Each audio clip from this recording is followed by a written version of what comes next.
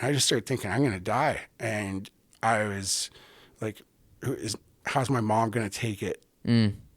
Is Mitch going to get in trouble? I hope he doesn't get in trouble. Who's going to be at my funeral? And God damn it, I'm dying a virgin.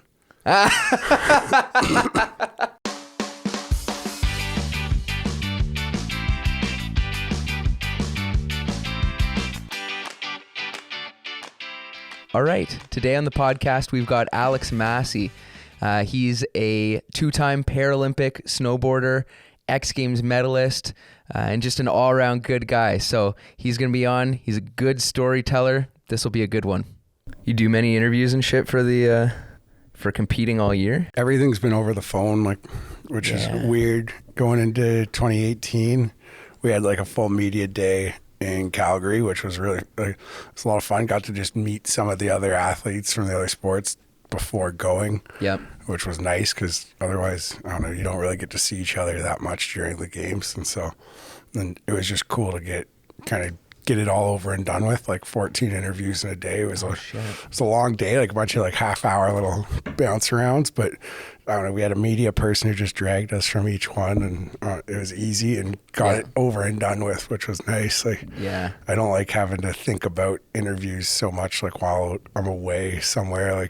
And during the race weekend? Yeah, during the event. And sometimes, they want to call you after bank slalom or whatever, and Boardercross is 4 days later, and they want to try to get a hold of you in between, and it's just never works out that well when you're trying to focus on that and you're not just staying focused on the task at hand. Yeah, man. It's sometimes I find myself during the race, you get interviewed and you're you say the dumbest shit, or you're just stumbling because your mind's in a different spot. Yeah, and then you're kind of you're I got to make sure that I give everyone a shout out on everyone had a great race day, and did I thank the right people? Did I thank the wrong people? And that was craziest thing for me was after the semifinals when I had my mistake, one of the first things that went through my head was what are the sponsors going to think? And it's that shouldn't be something I worried about. Yeah. In that moment, this toughest moment I've had all season. It's toughest, that's 4 years feeling they're crumbling apart, and you're worried about that. So it's kind of crazy where the brain kind of goes sometimes on race day as well. Man, I know the feeling. Like sponsors, are they I guess are your main guy, who's head of whatever company that's sponsoring you, are they at the events? They weren't at the Olympics, but so because that's kind of what they care about as well, especially it's World Championships and Paralympics. Yeah. 2018-19, I won the overall World Cup title, and I don't even think I did an interview afterwards. One guy tried to get a hold of me, and we played cat and mouse, sent one email each kind of thing, I think, and just never really, whereas, I don't know, I feel about the games, they would have tried to hunt you down a little bit more. Yeah. And, it's just kind of funny. The World Cup seems to get forgotten about, and sure. And even for funding and stuff from the government to get targeted as a government sport, you have to get medals at World Championships or at the Paralympics, but World Cups almost don't even matter. Really? And then for World Cups, their points are the only ones that matter to qualify for the Olympics, which is also funny because you'd think that if the World Cup that's the only way to get into the games, that they would care a bit more about World Cups, but weird. Yeah. Huh. So you just got back? Yeah, from the Olympics, Paralympics. What does everyone say? What do you call it? Paralympics. But is it interchangeable a little bit, when you're there?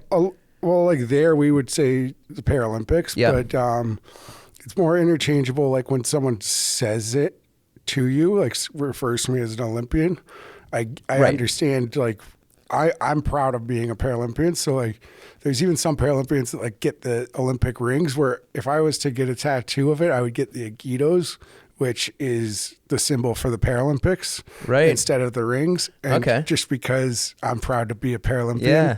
And some people even say para-Olympian, which technically isn't right. It's just all one word, Paralympian. Right.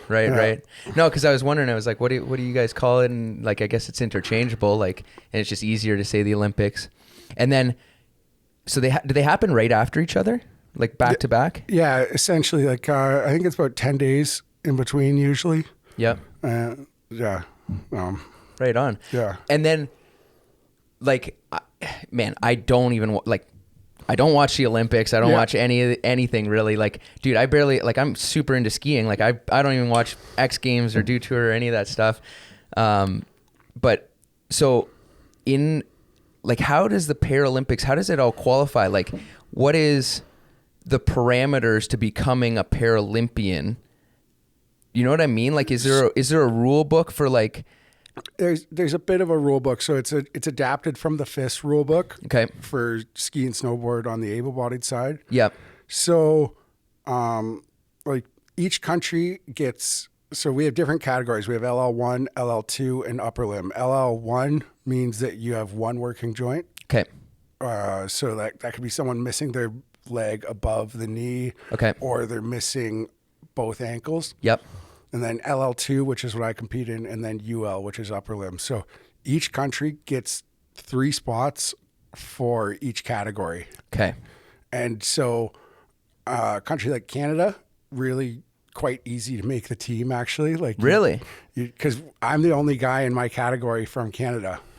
Really? Yeah. Why is that? There's a couple other guys that do it, but no one that does it full-time as a career. And that's really what, like, 8 years ago when I started, you could kind of be like a part-time athlete and focus more on, but now if you want to be in the top 12, top 16, like you have to be a full-time athlete, and you can't just go on a training camp for 2 weeks and go home for a month. It's like you're gone for 3 months, you're training, you're following the snow all fall.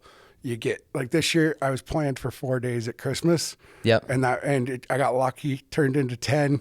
Then I got lucky again because I fell moving a PVC in the backyard and impaled myself with the fence. Jeez. So I got an extra week to stay at home while the stitches healed up. So it, like, worked out pretty okay for me. That was like right before World Championships. But I left October 2nd, and I was thinking I got 4 days at home over Christmas. And then I didn't think I would be home again until after the games. And especially with COVID, we weren't sure how well we'd be able to travel. Right, because you don't want to get stuck anywhere. Yeah, you don't want to come home and have the restrictions locked down and you get stuck there, or come back to Canada and then get locked out of Europe. Right.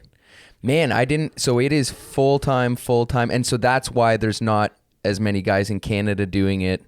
Yeah. Because it's just full on. Funding is hard. Yeah. There's only 3 spots to get Canada funding from the government as is, and it's like less than a minimum wage job, kind of like the Canadian government funding. Yeah. Okay. And even on the end, people think that everything's paid for on the team, but like I think now we've started to get a little more funding, and like some of the flights and hotels have been covered for Team Canada. Yep. But like my first 4 years when I was riding full time with Team Canada, everything's out of pocket.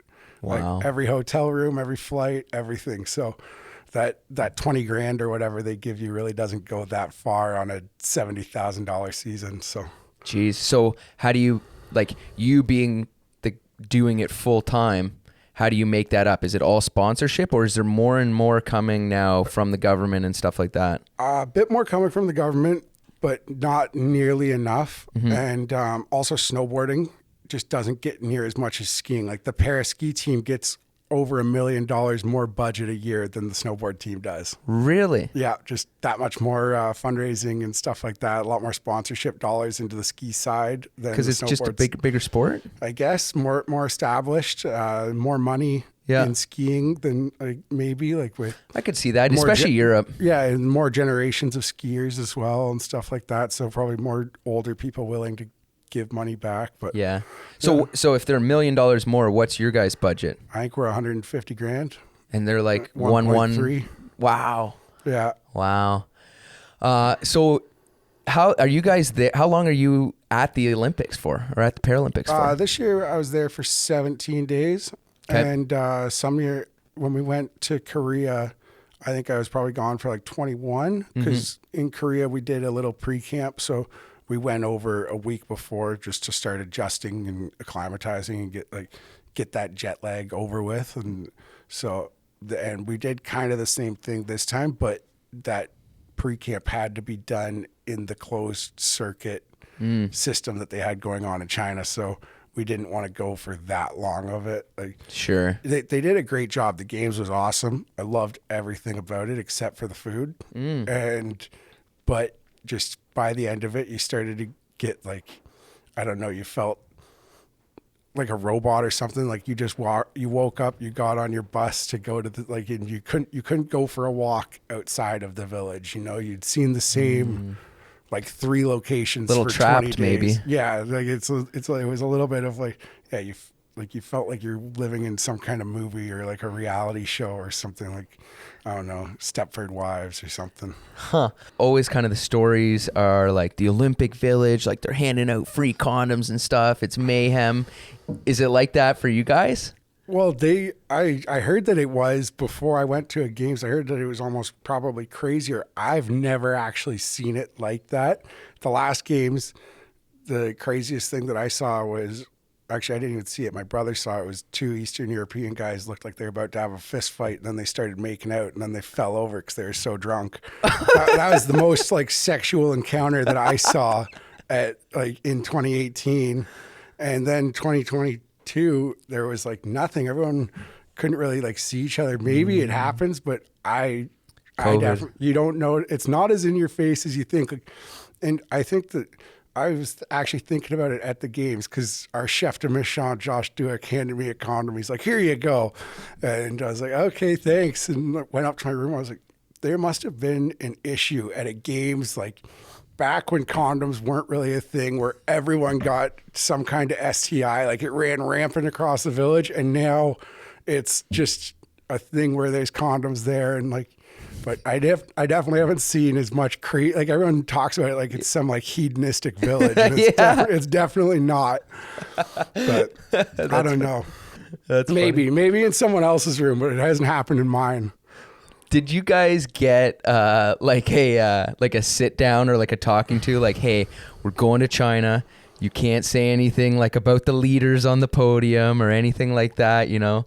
A little bit. Like we got one of those back in the fall, and like also just basically saying don't be an idiot, because there was that American figure skater that went and said how all the athletes are outraged about the human rights violations.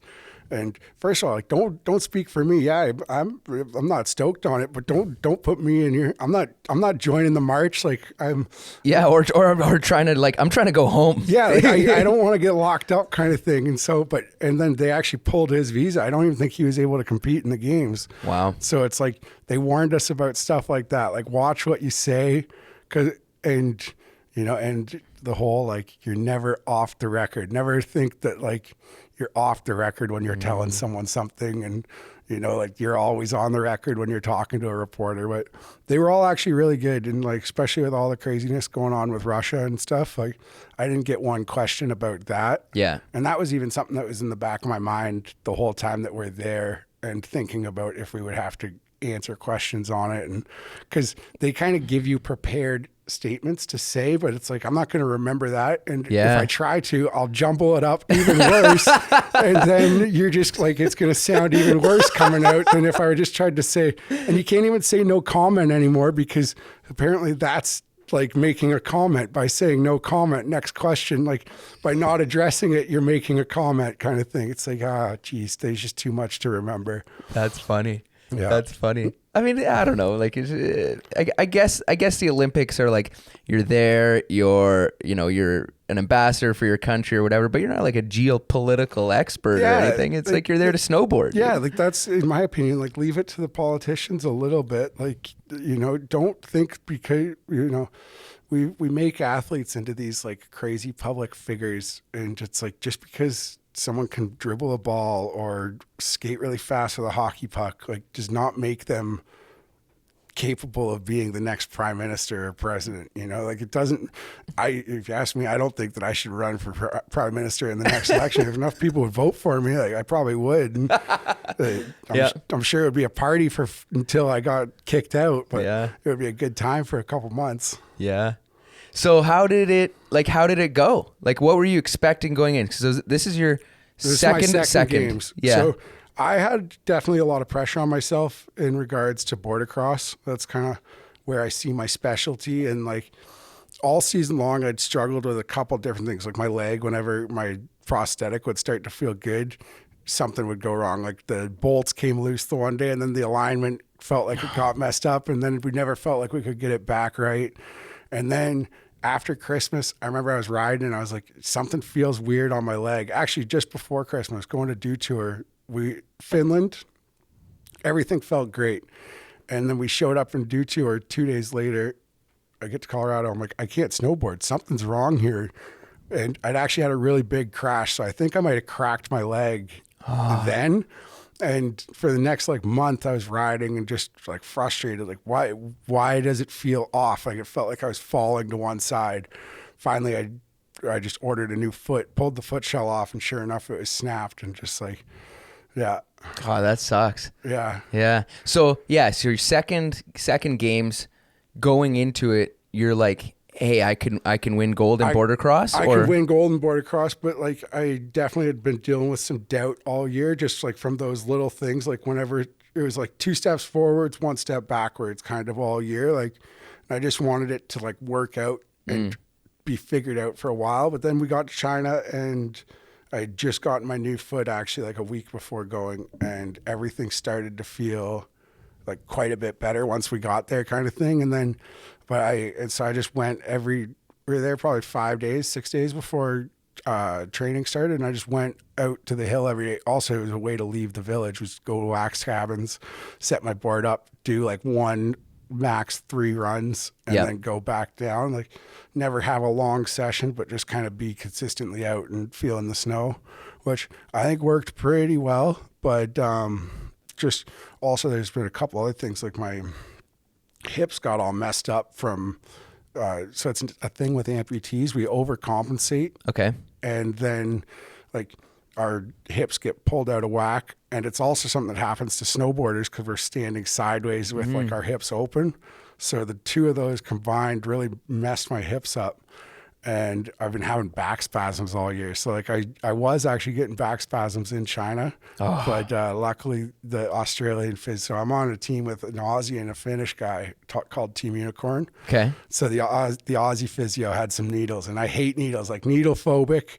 You got to strap me down to take my blood kind of thing, but I can do acupuncture because I know it works. Yes. And yeah. I had a big Finnish coach, and he was also an osteopath. And so he would like, I was like, Miko, I need physio. He's like, all right, I'll put needles in you later. I was like, no, I can't do needles. He's like, no, we're doing needles. Like it's my way or the highway kind of thing. And so I just started, the first time I did it, I was sweating. I had to FaceTime my girlfriend. I was so nervous. And like, but then I realized it works. And it's like, yeah, no, I can deal with it because it works. It's like, I can grit my teeth for that 15 minutes because it's going to feel better tomorrow. Yeah. Yeah. I go to a guy now who does that needling, and it's like he gives you like a painkiller in that little area. Then he can just like, it's crazy what it does. Oh, and like the way that it, like when they hit the little, like, I don't know, like pockets that is tight and shit. Yeah. Like that are full of the lactic acid.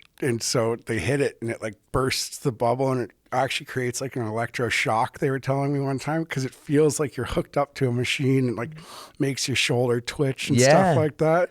The craziest one I ever had was a Dutch physio did my shoulder one time, and when we were in Sweden, and it felt I'd dislocated it up in Sault Ste. Marie with Eric Johnson. I got him to put it back in for me. It's like halfway in, got it in 2 days later, putting my sock on. And so anyways, I get overseas and my shoulder's just killing me. She puts the needle in like underneath my armpit at the back. And I swear it felt like my shoulder jumped like a solid 2.5 inches. Like it felt like it just moved into the right spot, but it was the craziest. It was like instant relief, but it hurt, but also like it hurt in a good way kind of thing when it did it. It was like, oh gosh, can you do that again kind of thing? Yeah, dude, yeah. I'm a little jealous of all the physio and osteo people you have around. Oh, well, so we have a farm, we make maple syrup, and my mom would always bring bottles of maple syrup because if like If the Canadian team's physio wasn't there, because they don't come to every event, we could go bribe other teams' physios to give physio for me with a bottle of maple syrup. That's smart. Yeah, so that's like some of the countries travel everywhere with like a physio at least, and then like my team, the Unicorns, we have a wax tech and a coach. So hang on. The Unicorns, you're saying that you got a Dutch dude and a Finnish dude, or a Aussie dude and a Finnish dude. So how does that work that they're on your team? Is this just like an informal team, like your homies? It's kind of informal, but like so that's who like I've officially trained with for 4 years. So you train with them? Yeah, after 2018, I separated my shoulder like a week after the games and spent the whole spring sitting on the couch. So in the fall, the Finnish guy reached out to me, and he's won the last 2 Paralympics. Okay. He's X Games gold. He beat me when I got my silver. He got the gold, and he asked if I wanted to come train. I was like, yeah, I want to come ride. And I asked Canada Snowboard if I could, and they said, like, no, we want you to stay at home. Right. And they said, like, why can't I go work out and just snowboard with them? And I'm paying for it myself. And I said, no. And so anyways, they said, our way or the highway. And I took the highway. And that was the year I ended up winning the overall title. Right on. Yeah. But, and so I joined up with him. And then about like a month into joining the team, our coach who passed away, Mikko Wendelin, rest in peace. Oh, really? Came into the room and asked us, hey, boys, the Aussie coach just quit to go work for the Chinese. Do you mind if they join the team? But like he was big on everything's a team decision. Right. So we're like, yeah, of course. Like they had 2 upper limb guys and then Ben, who is also LL2. And like the three of us made up the last X Games podium, me, Benny, and Mati. So that's sick. So you guys like created your own team of guys from different countries, just guys you get along with and stuff, and then you train together and ride together. And cool. It's like the coolest environment. And then our second event, we showed up, and after the first coaches meeting, our coach sits down. He's like, we got to come up with a team name because this team Mikko shit is just not going to fly. Right. Because he wasn't that kind of guy where he was like, yeah, it's my team. Like he wanted us to have a team name. Bunch of names get thrown around and stuff. And I suggested we should be Team Unicorn because we were the only team on tour that all had horns. Because we were the only all-male team on tour. And it got laughed at. And then later that night, one of the guys from the team put a photo up and hashtag Team Unicorn. And it's just been Team Unicorn ever since. That's hilarious. Yeah. And is it like an inside joke? Like, everyone know? Not many people know why the Unicorns were called the Unicorns at first. Like, it's probably the first time I've really gone public with it. Everyone will know now. Yeah, but that was like our little thing. And then whenever someone would get on the podium, we'd say, show us your horn. Everyone would start screaming that at them. And you'd have to pull your horn out on the podium. Dude, that's too good. Yeah, no, and everyone would always ask, like, how can I get on the Unicorns and stuff like that? And it was really cool. So for the games, because 2 years ago, my coach passed away before the first Boardercross of the year. He had an allergic reaction to fish. Really? Yeah, 4 days before the event at the hotel. Oh, geez. That was crazy. But finally, we're going to get to spread his ashes at the end of April here. Yeah. So pretty stoked about that. And but anyways, his goal was like to take us all to the games. Mm-hmm. So he never signed a contract with Finland or with Australia. He was always just a private coach that you could go work with. And so that was kind of how we were able to stay together as a team at first. And then when he passed away, they got our assistant coach to sign a contract with Australia, but they honored the deal and let us all stay together until this games because that's what Mikko really wanted. Yep. And so we were all saying, how can we show that we're a team at the games where like you can't even have logos, right? You get different Oakleys that have smaller O's on them because you can't break all these different media rules. And so what we did, we got custom painted helmets, and the one side's a unicorn, the other side's everyone's country's flag. So I got a Canadian flag, and the photos are cool of it, but when you see it in person, the detail is just crazy. The guy did such a good job with it. It was someone from Finland. Right on. Yeah, just like, but it's a really cool thing to have on my shelf now and get to look back and like the four. Who knows if the unicorns will continue? We're gonna try our best to like still keep doing it and stay together, but.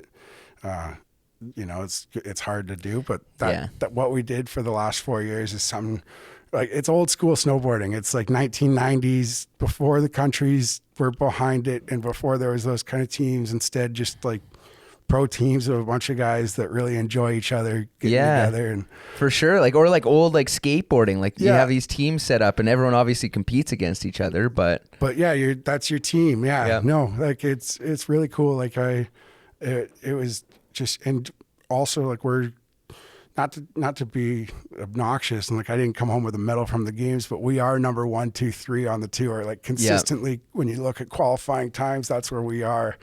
And so that's what I said to Team Canada is if I don't go train with them, I want to train with the able-bodied team because you have to train with the best to be the best for sure. And like and it's been really cool to train with Monty. I call him the team captain. He's 35 and he's like the old guy on the team. And he's just got a different approach to it and really kind of helped me mature as an athlete a little bit and just be serious when it's time.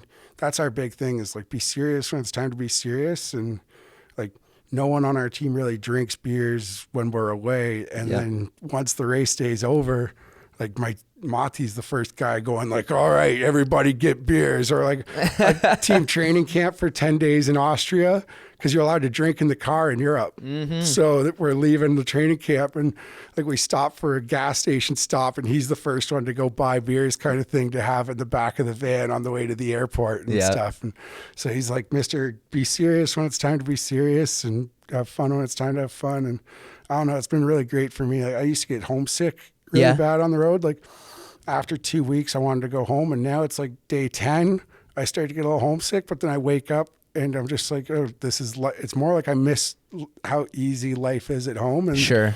But then you get used to being on the road again. And now like being gone for 3 months at the end of a trip, I'm excited to get home, but I'm also sad that it's ending kind of thing. Like it's totally. It's pretty cool. Like we got a team house in Finland. And so just, that's great. So you guys all, like, how did you guys all do? How did it go? How did the games go for you? Like, did you?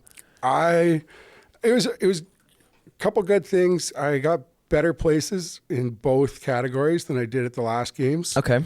But I had a big mistake in semifinals. So so you compete in bank slalom and boardercross. And boardercross. So boardercross was first. Okay. And so we do qualification, kind of like racing, like to get your spot where you start, and that gives you gate choice. And so I was second, so I had gate choice. And so qualifiers, your second quickest guy. Yeah. Okay. So like qualifying, you kind of, not that but it gives you an idea. Like I was like a second and a half out from kind of like, or a second out from the pack after qualifying. Out front. Yeah, so that especially me and my teammate Monty, like we're the biggest, heaviest guys. Like we carry a lot of freight, and but yeah, so semifinals comes around on race day, and I just made a rookie mistake, and I looked back in a turn, and you looked back because like you were out front. Yeah, I was looking back to see where everyone was. I felt like right away in turn one, I felt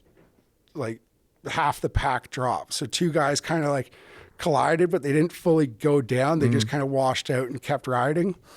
So I felt no pressure. So I wanted to look back and see why that was. Because sometimes someone can kind of sneak up on you and be hiding a little bit. Like you don't really feel them there, but they're there. Right. So I wanted to look back and see where everyone was. And as I was looking back straight, I just hit a little bit of slush and felt my back foot come out from underneath me.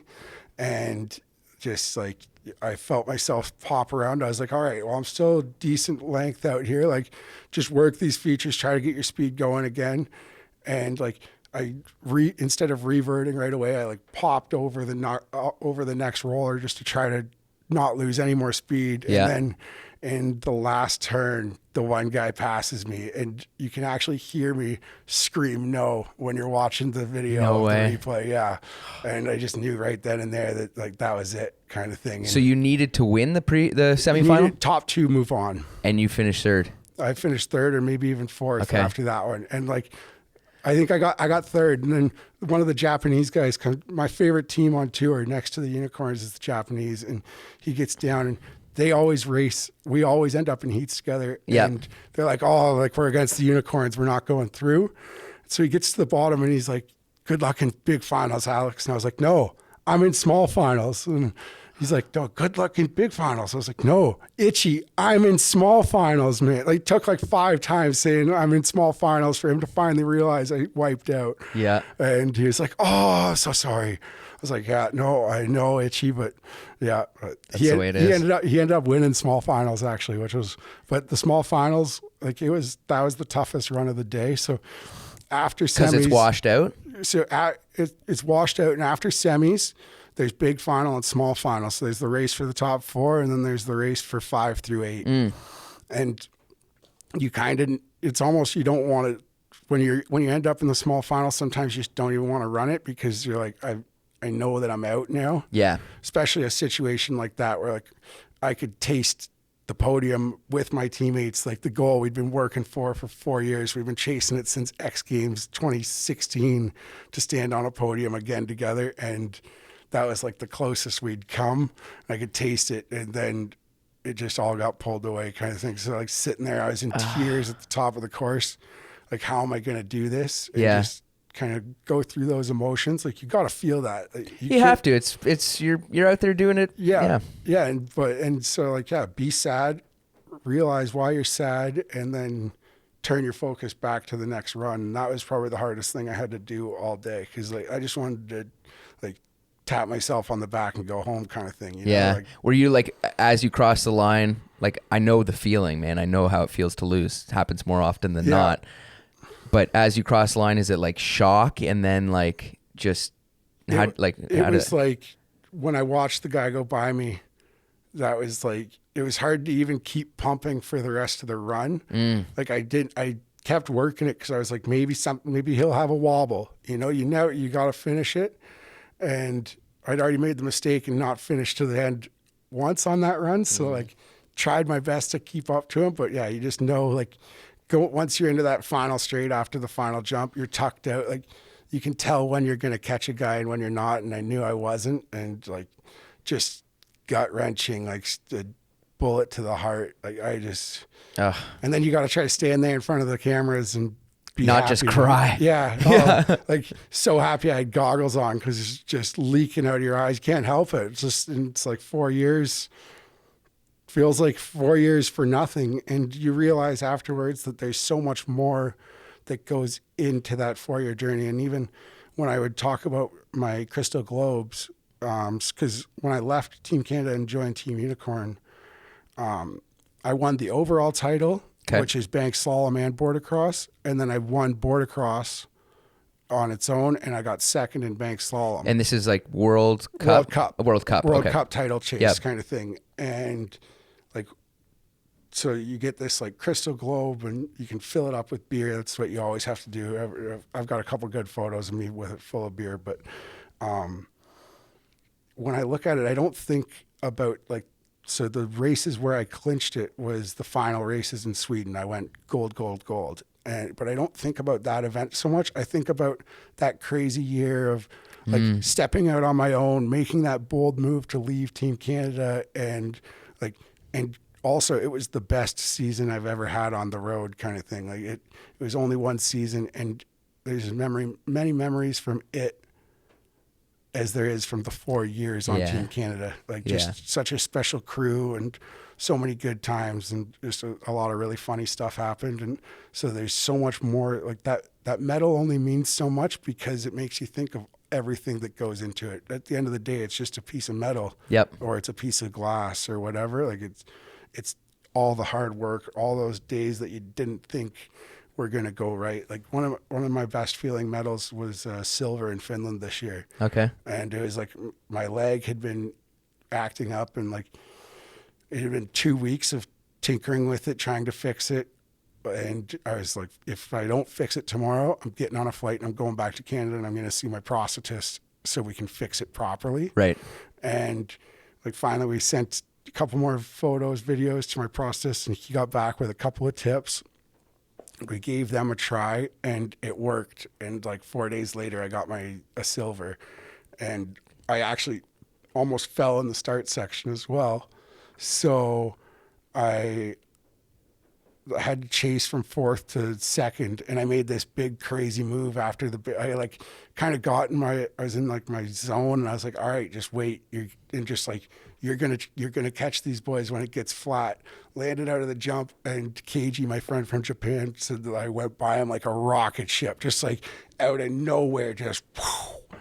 And that, like, everything about that medal, the way that I was patient and like didn't rush it in that final run to get it, the resilience and determination to get through that like 2.5 weeks of absolute bullshit. Yep. To finally get there. Like 4 days earlier, I'm wanting to go home, and then you're standing on the podium. It's a really cool feeling.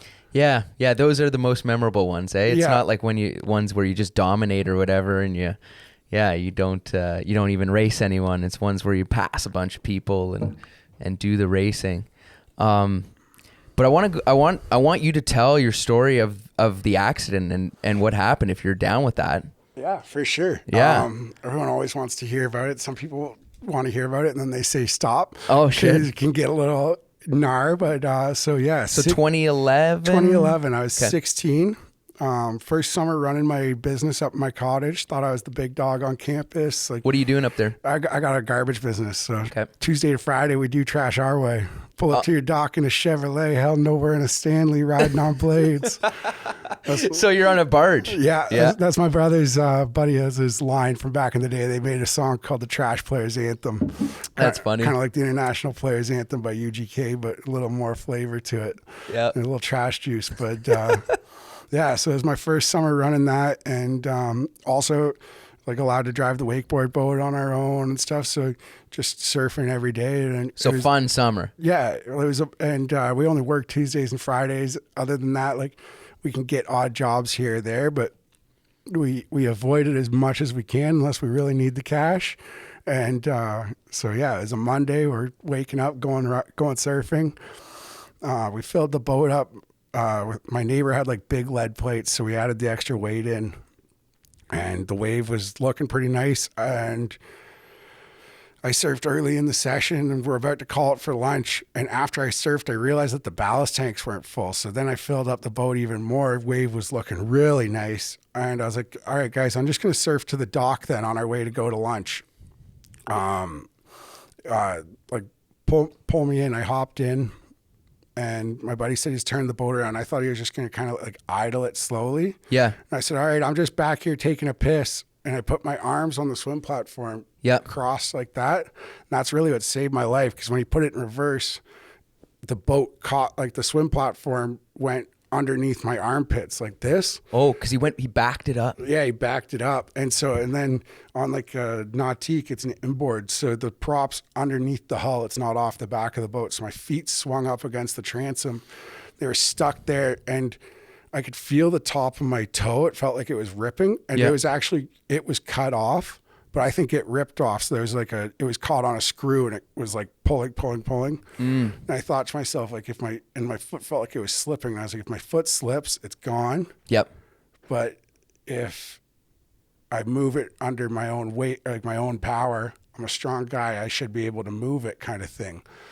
And that's what I was thinking to myself. Like I had long enough time to think that to myself. And I remember just like the swooshing water, crazy, like it's a Corvette engine in the nautique. So it's just so loud. And I went to try to move my foot, and it was just boom, boom, boom, boom. Like didn't hurt any more than that kind of thing. It felt like nothing. Yep. And I could hear like, he's under the boat, stop. And right as I got hit, the boat went forwards and pulled away, and I was just floating there. And I looked, and through the middle of my foot, it was cut.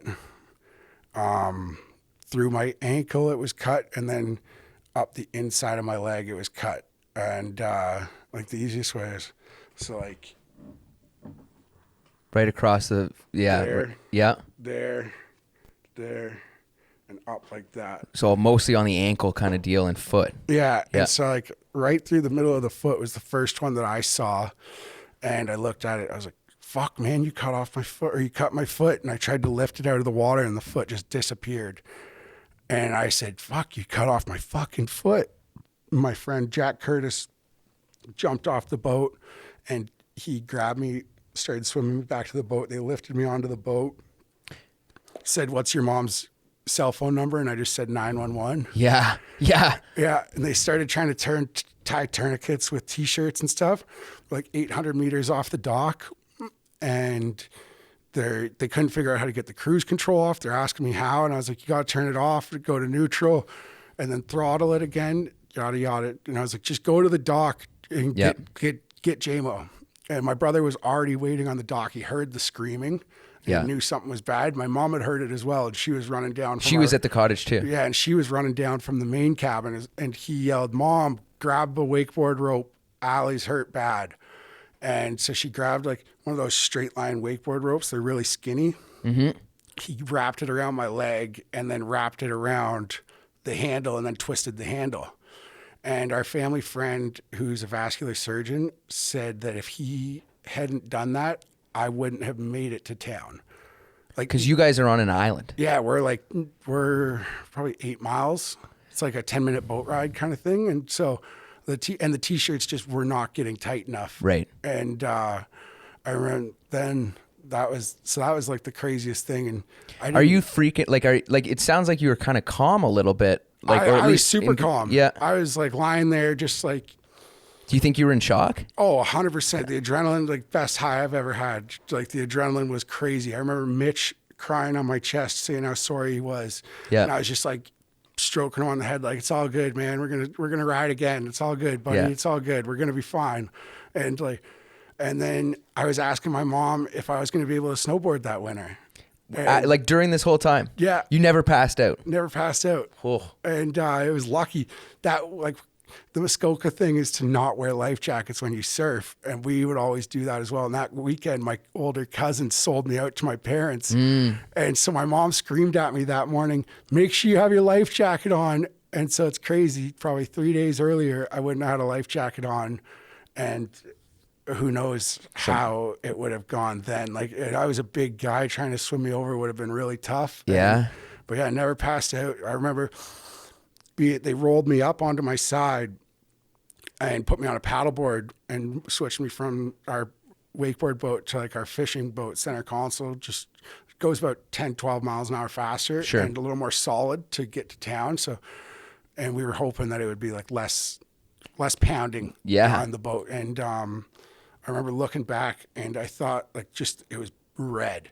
And there was like little white pieces everywhere. In the water? No, on the cushion on the back of the boat. And I remember thinking that it was just little pieces, like little bits of the leather that you could see, because there's all these little white pieces, and it would have been my bone fragments just everywhere. And then we got on the boat, and my brother was driving to town. My one friend was holding me on the paddleboard. My mom was holding my foot together, and every time we hit a wave, I could feel my foot do this. And that's when it started to kind of hurt. Yeah. And like I was saying earlier, how I'm afraid of needles. We get to town, they start just jamming me full of needles. I don't even notice. I'm just like flopping my arms around. But then I hear them say they're about to cut my wakeboard life jacket off. And I was like, not a fucking chance. You know how hard it is to find one that fits me? I took it off myself and threw it back in the boat. I was like, no, I need that next summer. And sure enough, I did. 11 months later, I was back on a surfboard. Right on. Yeah, but... So they load you up. There's an ambulance waiting for you at this point? Waiting for us. So crazy enough, my mom left her phone at the cottage, and my dad just called her to see how the afternoon was going. My friend answered it, told him. Yeah. He called Sandy McDonald, who was our friend who's the vascular surgeon. Okay. And then Dr. McDonald called Parry Sound Hospital. So before my transfer, like before I arrived at the hospital, there was already a transfer ready for me. Right. And like the doctors in Parry Sound were kind of ticked off about it. Like, why is this kid already got a transfer? Like, what's going on here? But like, we just knew how bad everything was and that I needed to get straight to Barrie. Yeah. And so I was about an hour and a half without pain meds too, because they couldn't give me any in the ambulance on the way to the hospital, because they didn't know if I would go into cardiac arrest. Right. And then got to the hospital and they still like... So was it like in the ambulance, was it like starting to really hurt? A little bit, but I was still in this like crazy kind of shock state, I guess. I remember lying there. This is one of my favorite stories to tell because it's such a 16-year-old boy thing. So I remember lying there looking up at the bright lights above me, and the paramedics are talking about blood loss and like, oh, I think he's lost this much, or I think he's lost 250 cc's. They said it wasn't too much, yada, yada. And I just started thinking, I'm going to die. And I was like, how's my mom going to take it? Is Mitch going to get in trouble? I hope he doesn't get in trouble. Who's going to be at my funeral? And God damn it, I'm dying a virgin. That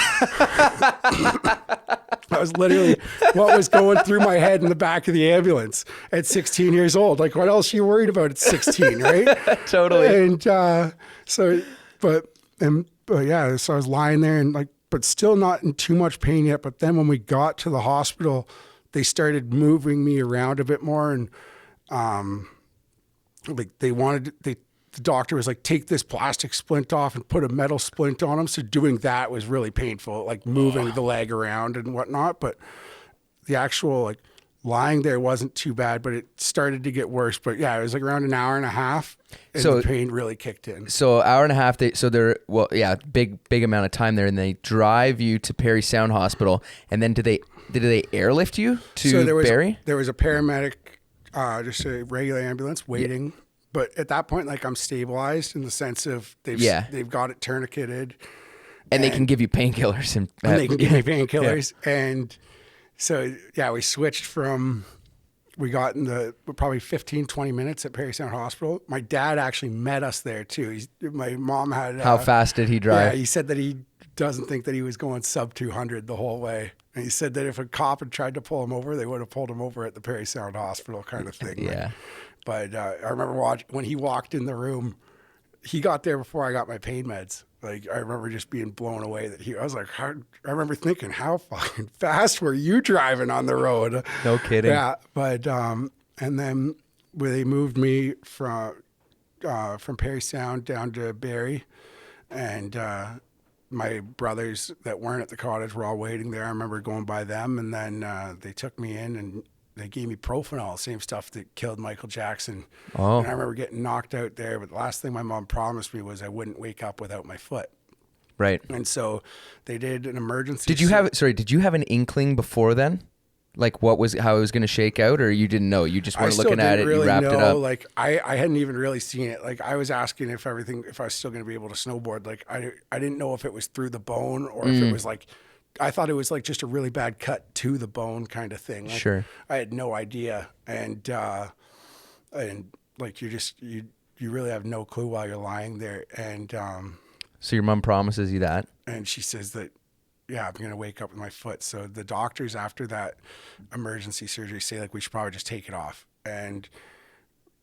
But my mom was like, I promised him that he wouldn't wake up without a foot. Like, what can we do? And we tried to they looked at all the options of how to save it, and they ended up choosing St. Mike's in Toronto. And so I was airlifted to St. Mike's, and I remember this, I woke up as they were putting me on the helicopter, because like they had me on pediatric levels of like narcotics, but I was 6 feet tall, 285 pounds. Yeah. So I wasn't necessarily a pediatric. So I remember getting loaded up, and I woke up and just started ripping the tubing out of my throat. Oh. And then they like knocked me out, put it back down. And then I woke up in Toronto, started doing the same thing again.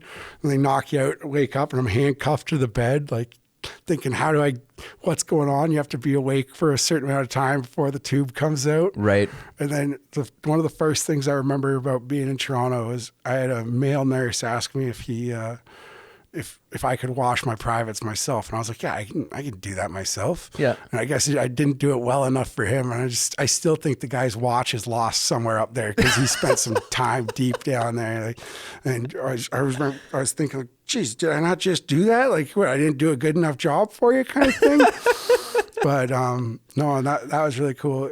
10 days of just like being there, like just the support from my family and friends, actually, like people I knew coming down to visit me and stuff. So in St. Mike's, you ended up there for 10 days.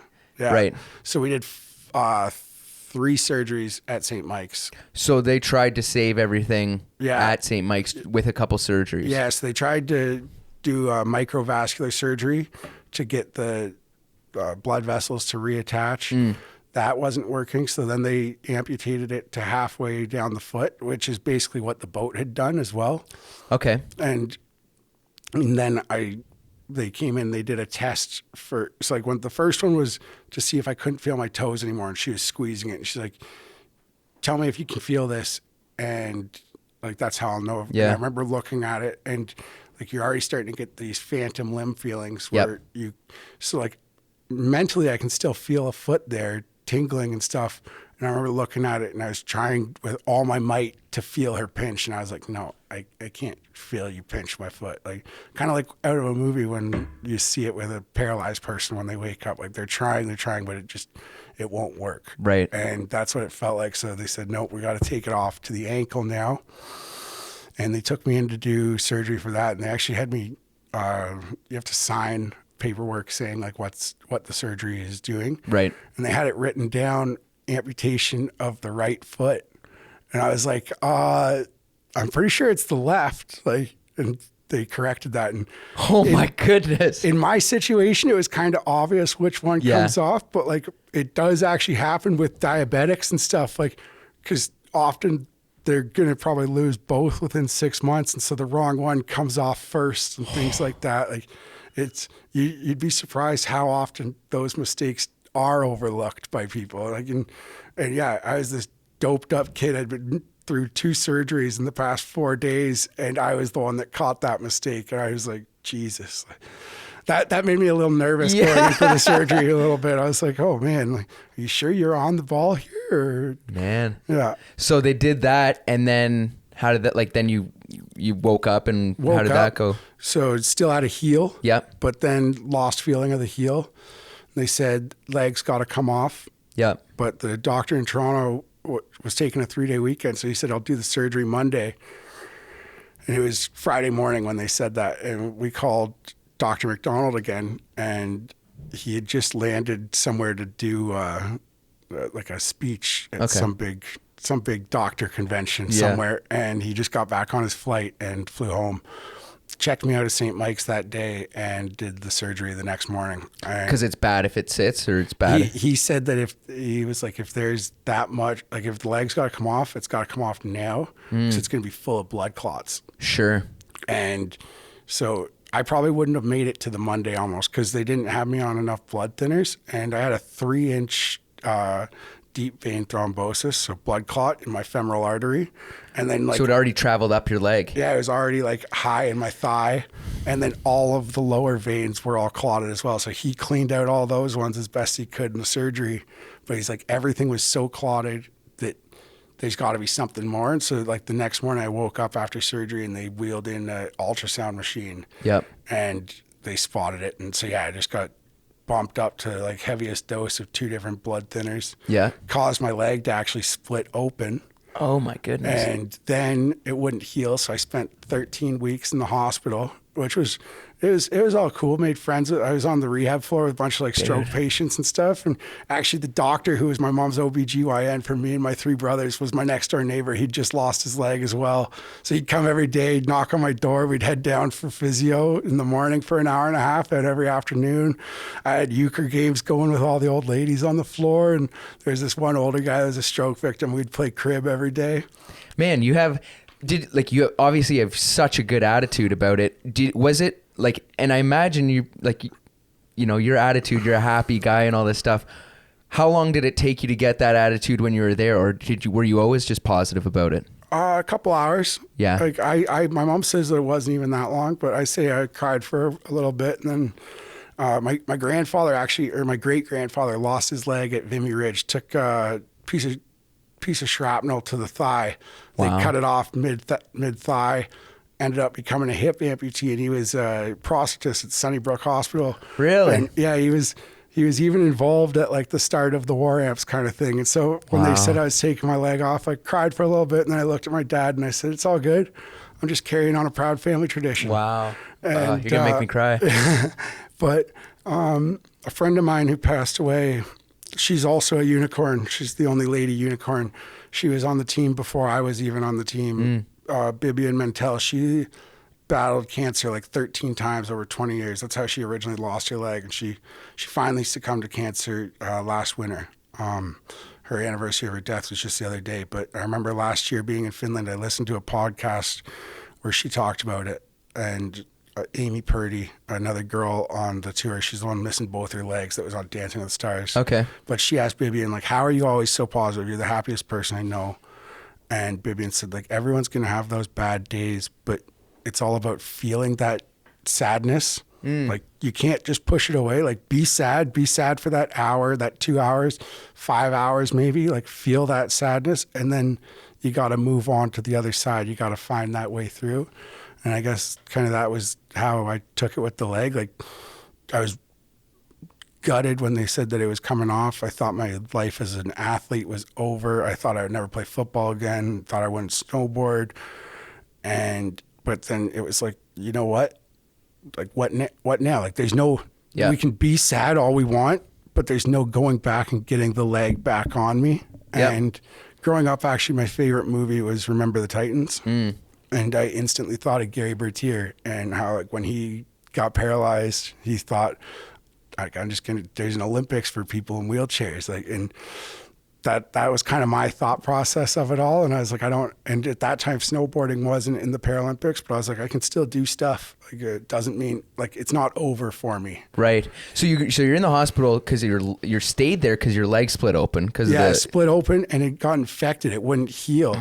And then finally got let out around Thanksgiving. Mid-November, I finally got fit for my first prosthetic. 4 days later, I'm hopping across my room after a shower, fall over. My leg's so osteoporotic that my tibial plateau drove into my femur, broke my tibial plateau and my femur in 2 spots. No. That was more painful than losing my leg. Like, that was, and this is like 4 days after you got out. Like a month after I got out, 4 days after I got my first leg. And like, but my stump still wasn't even fully healed. And there's this white spot in what's now my scar, but like what the area that was healing. And for the longest time, I thought it was bone. Everyone's like, no, it's skin. Don't touch it. Don't touch it. It's the little bit of skin holding on there. Don't touch it. So the day after I broke my knee, I already had a doctor's appointment. So we just didn't even bother going the day I fell. We just went the next day. And he looks at the little white thing. And I was like, I think it's a piece of bone. He goes, asked the nurse to get a suture kit, grabs it. It was a piece of bone about the size of a toonie that was still making its way to the surface, and that's why it wouldn't heal. So it splitting apart was almost a good thing, because if it, like, everything happens for a reason. Yep. You know, if it hadn't split apart like that and it had healed irregularly, they would have had to do surgery to go in and remove that piece of floating bone fragment. So everything happens for a reason. But dude, you broke your femur. Yeah, in 2 spots. That was brutal. And then they didn't even put a cast on it, because it was on my amputated leg. So they just said no weight bearing. Oh, that sucks. And so there was no way to really put a cast on it and make it stay either. Right. It would just want to slip off. So so what'd you do? Just lay in bed? Basically. And they have these things called like shrinker socks, we call them, but basically a compression sock for amputees. I would put like 2 of those on to give it some hold. And then I had this, kind of looks like a knee brace, but it's an ice pack. And then I would just put one of those on really tight and kind of hold it straight. But yeah, I just wasn't supposed to do anything for a good while. So I laid in bed till like the end of January. Then I was allowed to start doing some exercise again. So I got a recumbent, started off like bicycle and upper body in the gym. Yep. Then I was allowed to use a recumbent bike. Yep. And so I would ride around on that. It gave like no pressure and just gave me that range of motion. Oh, not a stationary. No, like the okay, yeah. You see the guys. Okay, I was thinking the flag off the station. back. Yeah, heck yeah. Yeah, no, that was a blast to roll around with in Florida, and then like got cleared to start golfing, and so started off like with iron shots, and then went to drives. And my mom and I were actually joking about it last night. It was unreal. I played the best golf of my life then, because walking up to the greens, it's always like really uneven terrain. Yeah. So that's hard on an amputee because you don't have that articulating ankle. So, as a new amputee, that was too much work. Like I could drive my cart, hit my ball, sit down again, but I couldn't do that walk up to the green. So depending on how far I was from the hole, we'd call it 1 putt, 2 putt, or 3 putt. I was playing like par, like better than bogey golf, and it was incredible. I miss those days so much. And yeah, no, it doesn't fly anymore. Everyone's like, no, you can walk, go hit your putt. And, oh man. Yeah. So you go to, like, did you go to rehab? So you're like, now you're back, you got your leg, you're walking around, like obviously with some limitations, you're doing your physio stuff. Are you like, hey, I want to go try a bunch of sports, or you're just like, I'm going back to everything I was doing? I'm going back to everything I was doing. So when I was in the hospital, kiteboarder named Sean Reingout reached out to me. He was like top 25, top 50 in the world at the time. And he was a baloney amputee. And he was like, you can do whatever you want. Basically, the biggest thing is like, don't let anyone tell you can't. And just you, like your friends are going to come visit you, but eventually they're going to go back to their own lives, and you got to be able to join them. So you have to be strong to do that. And my mom said something similar, just about like everyone comes and visits you now because it's almost like the cool thing to do, and it's convenient. But eventually everyone has to go back to having their lives again. And do you want to just sit there and watch them live their lives, or do you want to like, live life with them? And that was a pretty easy answer for me. But yeah, it was never like, one of the biggest questions was, will I be able to skate? Because you're a hockey player growing up. Yeah. Okay. And I was like, will I be able to skate? And that one was almost the hardest to figure out. And like, but no, I can still skate and stuff. And actually, after I broke my knee, I went in and asked my orthopedic surgeon if I would be able to ever snowboard or play football again with my prosthetic. Yep. And he said, like, now that you've done this to your knee, like football's out of the question, and you'll probably never snowboard. And if you're lucky enough to, it'll be like just gently grooming or carving down groomers, no jumps, no rails. And I told that to our friend Sandy McDonald, my other doctor, who's missing 3 fingers from farm accidents as a kid. And they told him he'd never be a surgeon. He's now a surgeon in 4 fields. He practiced so much that he sews up with one hand. Instead of walking around the table, he just switches hands and sews up with the other one. And he's like, fuck that. You can do whatever the hell you want. And Sandy was really awesome for that. And that really helped me as well, because like I'm 16. You don't need a doctor saying you can't do it. You need a doctor saying like, I don't know what you can't do. Like the sky's the limit, really. Like the equipment can handle it. It's what can you handle? Right. And like, what are you willing to kind of go through to do it? And so like Sandy came to X Games, my first X Games. There's a really great photo of my family rushed through the security corral the first year. The next year they had way more security there. They were ready for the Massey crowd. But like, there's a great photo of 2 of my 3 brothers, my friend Drew and Sandy. It's like the boys at X Games together in the finished corral. And then him and his wife also came to Korea. They flew to Korea just to see Boardercross. They were there for 4 days. Like, oh, that's cool. Took as much travel to get there as it did for the time they spent there. But so that's been really awesome to have him in my corner, kind of doing that. But for sure, that's like one of the biggest things after that kind of an accident as a kid. Like you can never tell a kid that you don't go try it, and like you can really do anything. Like So right after that, you're trying all your sports again, and I guess hockey would probably take a little while to figure out, but do you get, like, how long until you get back on a snowboard? And what was your kind of sport at that time? Like my sport was football. 100%. High school football. High school football. Okay. I wanted to play college and maybe go to the CFL was kind of my goal. Okay. Like I was a big boy, but I had quick hands and quick feet. Like it always amazed people how quick my feet were and how nimble I was. Like, and but yeah, so like getting back to sports was really just my only goal, and like getting back to living life. Mm-hmm. But so to snowboarding. Snowboarding was just, that was kind of like what I loved to do. So I stopped playing hockey because I didn't know if I loved it for me or because I did it because it made my parents happy. Yeah. And I loved being at the hill with everybody on the weekends, and that's how I got to even meet you. Yeah. And like, I don't know, all these really awesome things. And as a kid, there was this freedom of going to the ski hill. Like you felt like you could get up to something, but at the same time, you really couldn't get in that much trouble. Like it wasn't like you were hanging out in the streets doing anything that bad, but you felt like you were a little bit. Yeah, you're a little free. Yeah. Yeah. And so there was something about that I really loved, like the freedom of it. And getting back to just riding my snowboard was my biggest goal. And so I lost my leg July 25th, fell over late November, very start of December. Got put back that was 4 days after I got my leg in 2011. Back in a wheelchair until March, and I actually took my first full weighted steps like on my 17th birthday. Okay. And so that's the middle of March was the first time I was allowed to weight bear. And then back on a surfboard end of June. Straight to it. Yeah, as quick as I could basically. And back on a snowboard that winter. But like the very first time I got my leg in the fall of 2011, the first steps I took, I was like, oh, I can snowboard again. Like walking in this thing feels like walking in a hockey skate or walking in a snowboard boot kind of. Just that like heel toe roll over.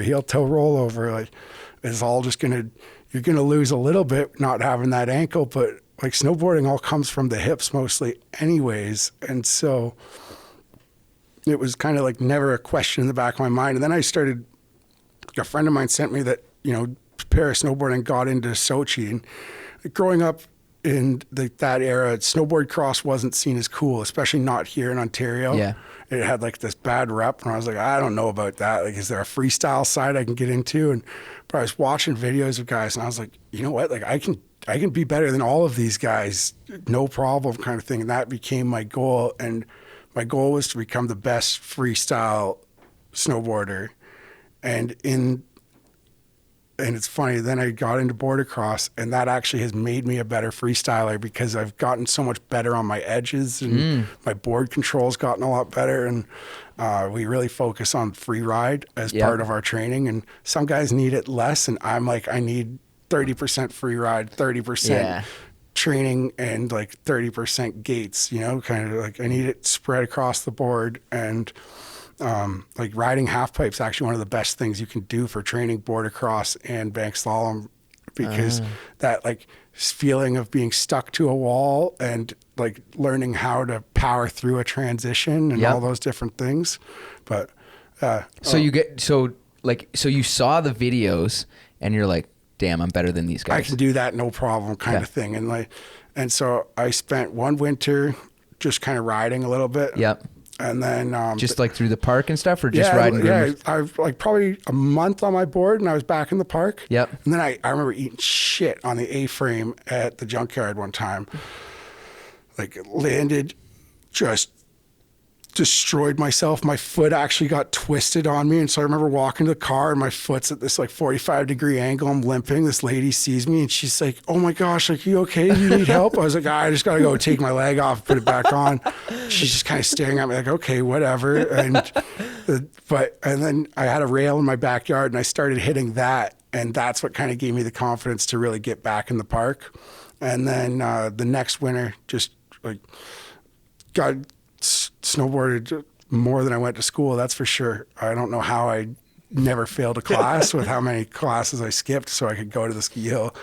But like that was where I lived, was at Louis. Yeah. And then just at the end of 2013-14 winter, I went to my first Boardercross races. Okay. Went first on like a jib board, fell over, and I was like, okay, I'll get a Custom X. Yeah. I got a Custom X, rode better, but like it was still a short board because I was coming from that park mentality of like small boards. And then I got a new board, went to nationals, and that was my third race ever, and I showed up and won by 2.5 seconds. between me and second place. And that guy had just gotten like 5th or 6th at the games. So I was thinking to myself, like, oh shit, this is going to be easy. Little did I know that the Americans were kind of powerhouses and like 10 seconds ahead of those guys. So it took me a few years, but like finally started beating those guys 4 years ago. And that was a pretty cool feeling, right? Like going from that moment of getting in the gate with them and being like, oh, it's kind of almost feeling like the race is over when it starts, to being like now walking into the gate and them having that feeling towards you a little bit. Nice. It's a really cool feeling. Like, it's a good feeling knowing you're fast. Yeah. Oh, and when you're feeling fast and like you're getting in the gate, kind of feeling like, no one can touch me today. Like, it's a good feeling. It's a really good feeling. So you're having to build your way up to it because the Americans are fast. They were like they were incredible. When I showed up in 2014-15, they swept every event in my category, those 3 guys. And is that training? Is that equipment? Is it just taking it seriously? Bit of everything. Like I didn't have a snowboard instructor from the time, like my first year when I was 4, I got lessons, and then I didn't have lessons until I joined the national team. Those guys had all been training for 4 years about how to properly like carve and how to generate speed out of turns. And then also like reading how to read a race line and figuring out all of that stuff. That's where a lot of like age kind of really helps, and just how to handle yourself on race day. And like, you know, sometimes things are going to go your way and sometimes they aren't. How are you going to deal with it when they aren't? Yeah. And they just, it seems like 27 to 30 is often when guys kind of peak out, 30, 31. Sure. And they were all in that kind of sweet spot, and just, right. Yeah. They took it as professionals long before I did. Like I was still jealous that I was having a Miss Frosh week out in Halifax, and like, whereas they were full-time serious. And as I felt myself grow into that role, I also saw the results come though, and makes it a lot easier to keep doing that. But it was really cool. The first podium that there wasn't one of the 3 Americans on was X Games 2016 when I got my silver, and that was the unicorns. It was Mati, me, and Tutty. And I remember putting my arms around them and going, boys, you know the best part about this is there's not an American in sight on the podium. That's funny. And like they kind of just got a target on their back from the rest of the tour, because like, and their old coach 8 years ago kind of walked around like his shit don't stink too, because it wasn't his coaching that made his athletes good. He just had 3 really good athletes. Yeah, that's funny. Yeah, man. So X Games, like that must have been, was that like a highlight of your career at that point? Like X Games is huge. That still is a highlight of my career. Like, you know, growing up, I dreamed of going to the Olympics, and that seemed attainable to me. I was a big dude. I was a good hockey player. I thought maybe I could go for hockey, like when I was young, but even I could have gone as a rower or something like that. Like I was just this big, strong person. So you had the Olympic dream. I did, for sure. Like a lot of it was just getting to wear the maple leaf, and that kind of comes from Boxing Day, getting to watch the World Juniors every year, and like when they went on that 5-year gold medal run, that was like in the prime of my hockey career. I was the perfect age, and I actually went to the 5th World Juniors when we won the 5th title in Ottawa. Okay. And we beat Sweden, I think like 6-0 or something. So yeah, that getting to watch those kids sing the national anthem, and that was just always a dream of mine, for sure.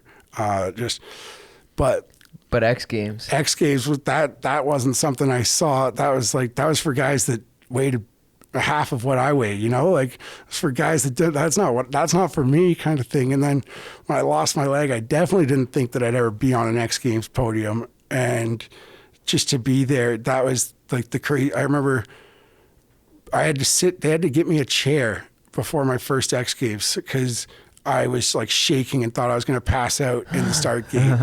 And at like 60 seconds to gate drop, they took it from me. And I was like, what? No, like, don't take my chair, kind of thing. And I also had this crazy plan, because everyone kept piling up in the first turn. I looked at my coach. I said, everyone's piling up in the first turn. I'm going to pull late and just let them all go down and go around them high. He's like, well, if it works, you're going to look like a genius, but if not, you're going to look like an idiot. Yeah. And like, sure enough, yeah, gate drops, everyone pulls, and then I pull. And I just went around everyone. And I remember coming around, I was like, you're like, just cruise, like, take her easy. Like, don't do anything stupid. You're riding to an X Games medal. And my mom came rushing through, and she jumped into my arms, and I said to her, I was like, you going to forgive me for all those classes I skipped now? And she said, maybe. Maybe. Yeah. Dude, what a play. Yeah. Oh, that's crazy. Yeah. Man, big balls to do that. Yeah. Yeah. Like, that was the rookie me thinking about that. Like, and now you actually see guys make that play in Boardercross, because drafting's such a huge part of the sport, especially when there's 6 guys on a course, which is more of a new thing on the able-bodied side, but that's how X Games was as well. Right. And like, my first year on tour, when I got my X Games invite, I hadn't even been to a World Cup for Boardercross yet. I got my invite because Tyler Mosher, the guy I beat at Nationals, got an invite, said, Dan, I'm not going to come, but I'm only going to give up my spot if you give it to this kid, because he deserves to go. Cool. And so that's how I got my spot.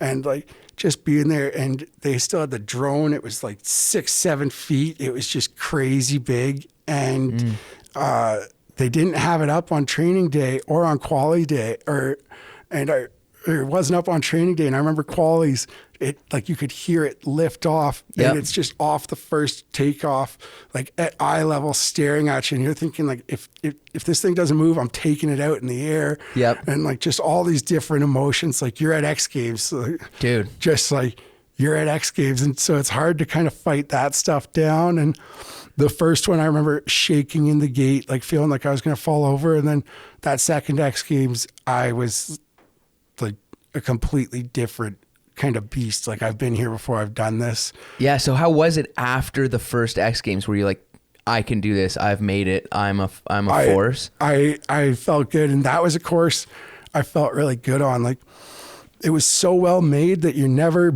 trying to lose speed. You're only looking for it. And it's made for bigger, heavier guys, where a lot of the para courses, especially when I started, a lot of the features were actually made too small, because they either thought that like the skill level was lower than it was, or it was so different between the guys and like the girls and stuff that they needed the courses to be that small for the lower level people. But now the riding's gotten much higher, that the courses aren't so small and sketchy, whereas X Games was like my course. Right. And I was like, yeah, this is something I didn't have the same confidence at other events that I did at X Games, whereas I was like, no, this is mine to lose kind of thing. Like, this is just put the big, I even made a custom board for X Games that became my race board for everything, but it had 17 to 20 meters of side cut on it. So like, just almost twice the radius of most people's boards kind of thing. And like, it was 170 centimeters, and like,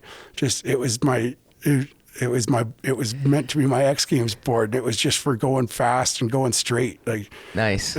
But yeah, X Games, it was the coolest event, and like, just to go to that was pretty crazy. And so what year was that first one? 2015. So 2015. So then are you like, you do that, and when do you decide that you're going to, like, I'm going to do this, I'm going to spend my whole winter doing this, if not just go for it and training? Like, was it after that? It was after Nationals the year before. Okay.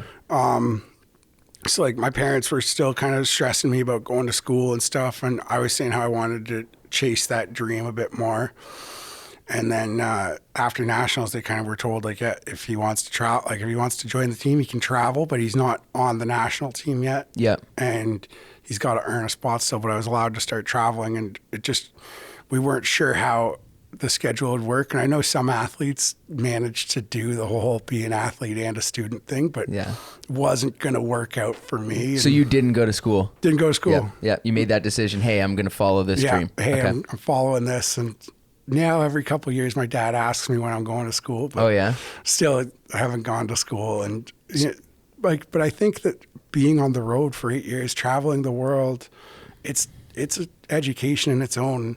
Like, when I went to Europe for my first time, I'd only ever been away from home for more than one night, one other time. And it was a snowboard camp that summer going down with the national team to Mountain Hood. And I remember like Mountain Hood, that was the scariest thing for me. Like I didn't like going to my friends' houses for sleepovers. And now I'm getting on a plane, flying to another country and going to hang out with a bunch of people I don't know for 2 weeks. Like living in a house with them, this is going to be weird. And then and it was like, okay, like got through that one. And then I remember going to Europe and being like terrified, excited, like all these different feelings kind of thing, and just not really knowing how it would go and like what's going to happen. Like, what if things go wrong? Like, and cell phones are like, I was lucky that like it was just starting to get to the point where like, your phone worked overseas, but it was just expensive. But like, it was still just like, what if I need to get a hold of people? Like, how am I going to get a hold of people?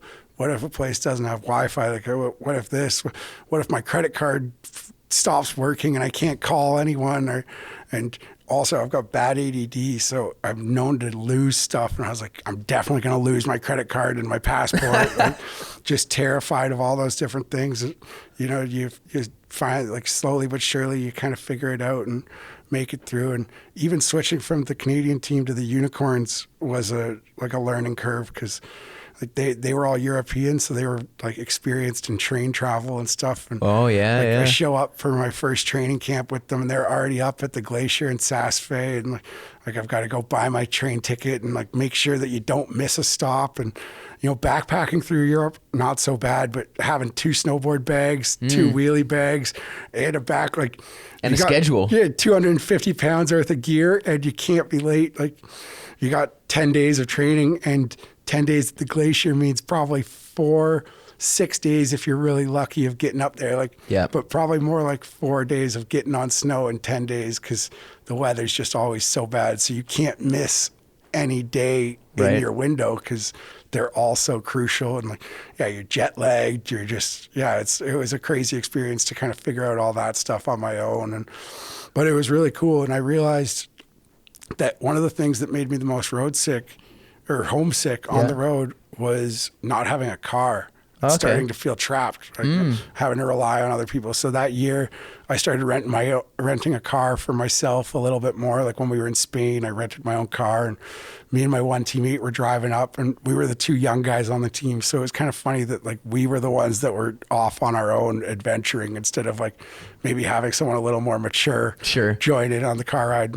We ended up in some random little town.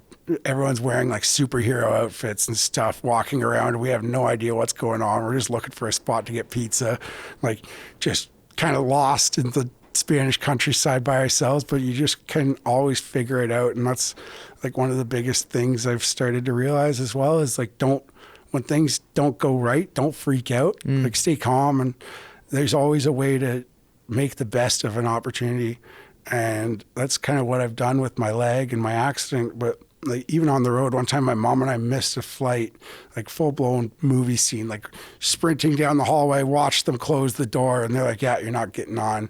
And so we were supposed to fly to San Francisco from Tahoe. And instead we just rented a car and we drove across the state to get to San Fran. And it was pumping like 40 feet at Mavericks. And so we actually, instead of staying in San Fran when we got there, we just drove past down to Half Moon Bay so we could see what Mavericks looked like when it's pumping, and like all these really cool things that if we'd caught that flight, we would have just got a shuttle to the airport, probably got food, maybe walked around, but realistically wouldn't have even done much of that, because like my leg and my body would have been sore from just the end, like an event had just finished. I would have wanted to rest. And so instead we got to kind of do some sightseeing from the car, and it turned out to be a really memorable, awesome day. Totally. That started kind of brutal, right? And you never know when it's going to work out like that. So your dad's on you a little bit about going to school, but like you've got a career ahead of you, and I guess during your time in the Paralympics, and I'm assuming that's where the money is, has it gotten more and more feasible to make a career out of it? It's gotten a bit better for sure, and it's getting closer and closer. Like, is anyone doing it and making 6 figures? Probably not quite 6 figures, but some people would maybe be close. Close. Yeah. But there's one who would definitely be, but she's actually retired now, Amy Purdy. Okay. Like she got famous mainly from her Dancing with the Stars, and she makes a lot of her money off of like her talks and stuff like that. Sure. But, Which a lot of Olympians do, right? Like that's a whole thing. Yeah. And she actually drove the pace car. I think it was at Vegas for the Toyota 500 or whatever. For a NASCAR race. Yeah. Yeah. Yeah. A couple of years ago. And everybody, like a bunch of the guys that are on their team who didn't go to the World Cup in Europe got flown out there instead. Okay. And so like they're kind of like the B and C team from the States kind of thing. So they run a foundation where they get different, like anyone that's had an accident, it's called Adaptive Action Sports. They just help people figure out a way to ride a skateboard again, or they host clinics for skateboarding, mountain biking, surfing, all these different sports across the country. Yeah, really awesome. But she would be the only person probably in the guaranteed six figures, and then maybe a couple of the Americans. Like winning a medal in the States is worth more than any other country. Right. So is that your goal, to do it full time and pursue it as a career until like you're at your peak or till you're washed up and old? Yeah. So like my plan is at least another 4 years, and it's also given me opportunities in a lot of other ways. So just ways to give back. So I've been working on starting a foundation. Right. And I don't want it to be aimed at just amputees, but like I don't know if you remember, like I think it was on Family Channel or YTV when we were kids. There was these commercials, and like the one kid's sawing his sister in half, and it's like, what's your thing? The one, like my thing's dinosaur noises, and the kid's making dinosaur noises in his funny. school I do recall hallway. that. Yeah. And so that's kind of like what the idea is. What's your thing? Like my thing that got me going again after my accident was snowboarding. That's what got me out of the off the couch, out of the house, and got me active again. And so like one of the, like just what's it going to take to get people back to living their lives? Because after these big traumatic injuries, life can seem, it's so hard to just like, where do you even start? Yep. How do you get back into, maybe your goal is to play hockey again, but you can't start with trying to get on hockey skates. You just need to get active. Like I played golf, and then I played pickup basketball with my friends, and like just any opportunity I got, I went and did it. And even if I had to get off the court more than other people to dry my leg or whatever, just to make sure that it was staying on, I jumped at as many of those opportunities as I could, because I knew that I just needed to get on my feet and get going again. Yep. But it's a hard thing for people to do. And so like, and I've growing up, I loved to fish, but in the last few years, I've like had a refinding of my love for fishing. So that's even one of the things. It's like, because it's so cool. Like we'll be out there, and I'm very comfortable on the lakes. Like we'll be out 6 miles offshore till after sunset, and we put our nav lights coming on, but then there's other lights on the boat that like just kind of make it glow. So when we catch fish, we turn every light on the boat, and you're coming back in like just tearing through open water. It feels like you're on the ocean, like just the coolest feeling. And so, like a person could be paralyzed from the neck down, and you could still take them out for a day like that and just let them see that, hey, like maybe you can't do what you used to do, but life's still pretty awesome. Like there's still enough out there that it's worth getting out of bed every day. And like growing up, I can't tell you how many kids I watched below their knee at Mount St. Louis, and what did they stop skiing? No, they put their knee brace on and they go ski. And that's kind of how I've always tried to. Some days it's harder than others, but that's what I try to tell myself and think about my leg as just a brace. Like it's not something that's not part of it. It's something that's a part of me, and it's what I need to allow me to play all these sports. Just like my friends need to put their knee brace on before going skiing, I put my leg brace on kind of thing. And there's two different phrases that are used for our sport of snowboarding. Para snowboard, which is like the official one that they use for the Paralympics. And then in X Games and at Dew Tour, they call it adaptive snowboard, which I like that a lot more. Yeah. Just because para kind of has this old school, I don't know, it's got like a stigma to it, right? If like wheelchair, like not able to do that much stuff, but and you often think of handicapped and although that's technically what I am, it's a handicap, but it's like when you start to think of it that way, it can be a very negative thing. And Sure. Negativity just breeds more negativity. But adaptive, we've just found a way to adapt it and make it possible. Yep. And Yep. I like that. I really like it's more about the possibility of it all and focusing more on that than like these people are disabled. And that's one of the biggest things for me is I've always wanted to stay away from the pity party and stuff. And some people prey on it a little bit more, and some people say they want to stay away from it, and then you end up falling into it. And it's also tough. Like that's what companies kind of want, and they're starting to see the value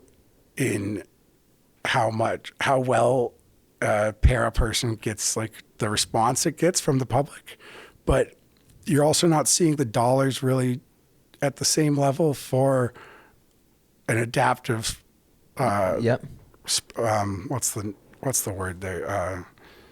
No, like person that stay at like for a sport or for a like company. athlete. Yeah, like Or what do you mean? Like someone who's like sponsored or something? Yeah.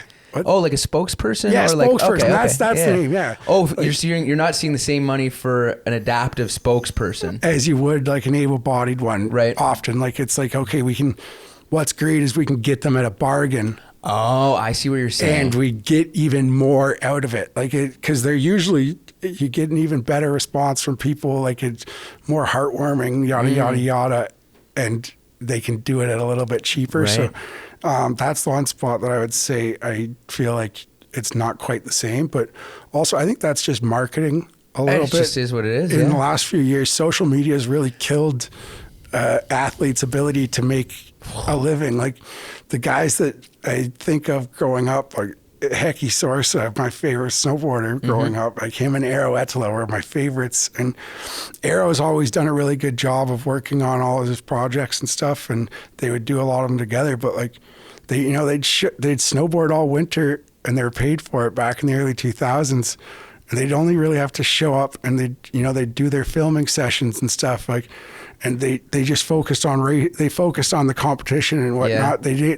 They didn't have to focus about like what am I going to post on my social media today. And Yeah, no kidding. that was like I finally got someone to start helping me with social a bit more. Dude, and, I've been watching your Instagram videos. They're sick. yeah, they're awesome, and it's like it's really easy to do it. I just send them content, and I kind of say what my vision is for it. Okay. But it's like, so I'm helping him with every single one, and like. He'll send me the cut, and I'll be like, "I'll change this up." Like, no, I want the sound drop to happen here. Like when I land that's when I want it to go boom, and just things like that. But it's made it a lot easier because like they know when to post and like when to hold on to footage, and not just like, okay, we got a bunch of good footage this week.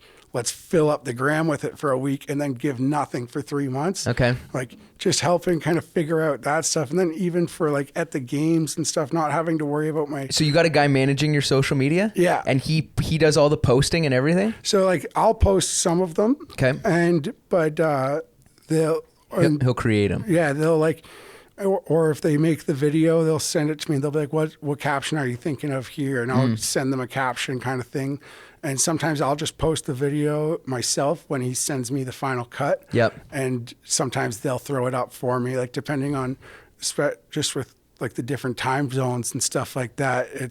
And they know when to post and stuff. It's easier for, like, instead of me being like, okay, I got to wait until midnight to post this, like they just can, and I just know that it's coming out. And it's kind of funny though, some days they'll post something and like it'll be a really good thing or whatever, and I'll open up Instagram and I won't even realize, like they'll have gotten the okay from me about it, but I forget that it's even getting thrown up. And I open up my Instagram and like I've got all these responses and stuff, and I'm like, oh, I guess they put something new up. What did they throw up there? That's funny. And sometimes I'll see it, and it'll be my first time seeing the photo or whatever, and I'll go to double click it because I'm thinking I'm looking at someone else's photo. I'm like, yeah, that looks good. I like that. Yeah. And it's you. Yeah.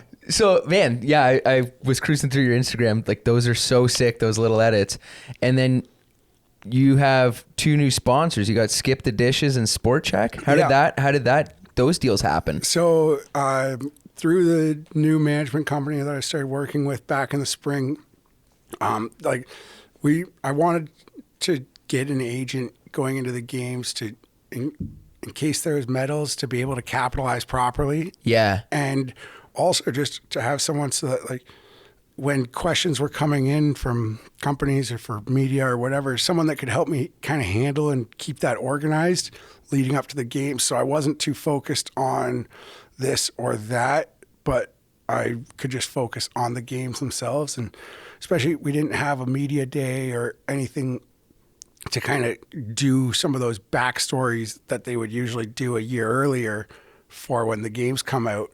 And like, I remember before Korea, I did an interview with CBC, and it was like a week before they came and did like a 2-day interview at my house with me and my parents, which was cool, but kind of just gets you out of the right mindset. So instead we kind of did some shooting that was just like preemptive so that we could have footage that if they were like, hey, we want to get footage of talking about this or that, we could already have some of it to provide. And they've been great with helping get the foundation kind of going as well. And so is that set up yet? Is that or is close? It's like I think we're a certified foundation, but we're not able to write tax returns yet. Okay, what's it called? It's going to be called Massey Family Foundation. Cool. At least as far as I know right now. But yeah, so it's like in the works kind of thing. But it's just something that, like, my dad's always been very philanthropic. And it's just kind of now it seems like the right way to do it. And I was really good friends with Bibi and Mentel, the one I said passed away from cancer. She had a similar foundation in the Netherlands called the Mentality Foundation. And actually, 2 of the people on my tour who are like top of their category both learned how to snowboard in the Mentality Foundation. No way. You know, like 15 years ago kind of thing. And my first year as a unicorn, we actually got invited down. They flew us to Switzerland from Finland to be like the pros at the Mentality Games, it's called. And so it's just a foundation with a bunch of kids kind of coming out, and some of them have been already kind of know how to snowboard, and some of them are trying it for their first time. But just being able to be involved in that was kind of like the final nail. I'd been thinking about the foundation for a few years, but that was like all right, we've got to find a way to make this happen, because it was just so special to be able to give back to those kids. And so is it like you were saying how you fell in love with fishing or refound your love for fishing? Is it trying to have people connect people with things that light that fire for them? Yeah. Okay. So it could be anything. Anything, whatever gets them out of the house. Like it could be. And like it could be to get them to nature, but it can be like maybe they never realized that they love car engines, you know, and they're in a wheelchair, but they could still cruise around a shop and like work with that kind of stuff. Maybe that's what gets them out of bed. And just because Netflix and video games get old pretty quick. Yeah. Like, I live in a hotel room all year long, and most of our job is watching energy output. So I spend enough time playing video games and watching Netflix. Yeah. It's boring. Yeah. Like there's like that sometimes when you've been on the go, you take a day off and it feels so good. And then like you almost want to take a second day off, but then if you wake up on the third day and you're like, I don't want to do this, but at the same time I feel so lazy. What the hell else? And like, how am I going to get out of this funk kind of thing? And people don't realize how much like just being outside in nature is good for our mental health. It's crazy. And you see it from when you look in people that live in big cities versus people that live like more up north in smaller towns. Like people in big cities spend their whole day driving to work in an office. They get out of work, they drive home, and they're miserable, versus the people out in the country, just they're that little bit happier. Whether there's a little less going on maybe, but there's enough. Oh man, I'm like a monster like that. Like I need to be outside, or like I need to go for a bike ride. It's funny, dude, what you said about fishing like hit home for me so much. Like my brother and I started hunting, and like 2014, so not that long ago. And, you know, family never hunted or anything like that, and just fell in love with it. And it's funny you said that, because I remember thinking, like, my second year, I'm like, when I'm 90 and I can't do anything else, I know I can still hunt. I can sit in a tree stand and still hunt. Like, I'm so happy I found something that doesn't require, like, you know, hardly any physical ability. Like, maybe I'll have my grandkid help give me my gun or whatever at that time. But, like, yeah, to find those little passions, like, that's what I'm passionate about, finding new passions. I think, man, that foundation's right on. Yeah, no, it's like, and that's kind of the same thing for me. Like, I spend all this time on boats with my family and stuff, but, like, that was one thing I this year on the anniversary of my accident, my family asked what I wanted to do, and I said, I want to take you guys fishing. And like, we went out, we didn't catch anything, but they kind of realized that, like, it's not all about catching, like, it's like down rigging. There's something, my dad started to have fun with it because I was teaching him about how the fish finder works. Like, he's had them on his boat forever, but never knew how to use it or anything. And now he's like, oh, this is cool. And it's like, that can be your job, basically. Like, I can sit there and drive the boat for my grandkids until I'm 90 years old. And I can sit there and, like, that's what you want to do when you're older, is you want to sit back and just watch everyone enjoy it. Yeah.